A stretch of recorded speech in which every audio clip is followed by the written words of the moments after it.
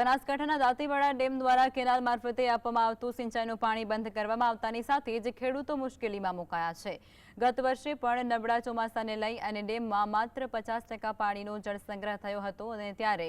604 ફૂટનું ભયજનક સપાટી ધરાવતા ડેમમાંથી બનાસકાંઠા જિલ્લામાં 61 અને પાટણ જિલ્લામાં 49 ગામમાં સિંચાઈનું પાણી તેમજ ડીસા, પાલનપુર અને દાંતીવાડાના 110 ગામોને પાઇપલાઇન મારફતે પીવાનું પાણી પૂરું પાડવામાં આવે છે,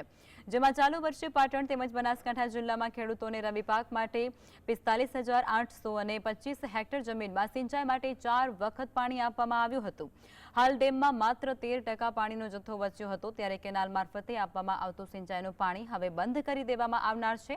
આ સાથે જ ડેમમાં અપૂરતા જળસંગ્રહને લઈ ઉનાળુ સિઝનમાં ખેડૂતને સિંચાઈનું પાણી નહીં અપાય, જેને લઈ અને ખેડૂતોને બોરવેલનો સહારો લેવાની ફરજ પડશે,